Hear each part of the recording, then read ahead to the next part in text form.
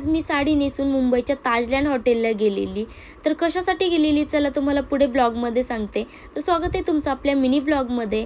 तर मी माझे माझी मैत्रीण ही जी पुढे गाडी दिसते ना, तर त्या गाडीमध्ये माझी मैत्रीण होती. आम्ही सगळेजण चाललो होतो मुंबईला आणि जाताना फूड प्लाझाला नाश्त्याला थांबलो. तर माझे मला विसरले, म्हणजे त्यांना मी सापडतच नव्हती. तर फोन करणं तितक्यात मी दिसले. बघा कसली गोड स्माईल दिली.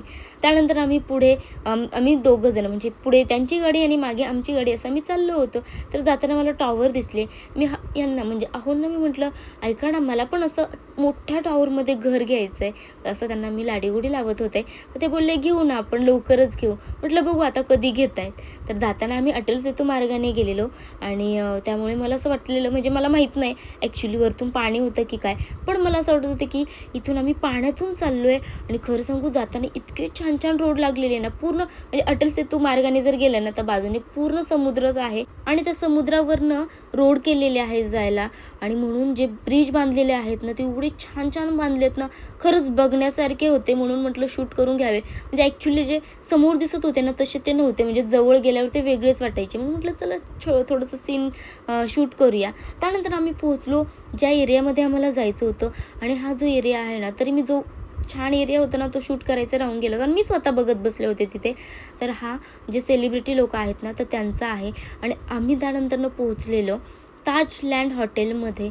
तर तिकडे होता प्रेस कॉन्फरन्स आणि ही जे वज्र आणि त्रिशूळ जे दिसतंय ना, तर त्याचा हा स्पेशल प्रेस कॉन्फरन्स होता आणि सगळे मीडियावाले तिथे आलेले होते. तर त्यानंतर मी मस्त असं माझ्या साडीमध्ये एंट्री केली. तिकडे सगळेजण वेस्टर्नमध्ये होते, पण मी आपली मस्त साडीमध्ये एंट्री केली. आणि जे त्रिशूळ दिसतंय ना, तर हे 10,000 वर्षापूर्वीचं आहे. आणि जे दुसरं दिसतंय ना, तर जे खाली आहे तुम्हाला दिसेल, आता मी झूम करून दाखवते, तर ते वज्र आहे.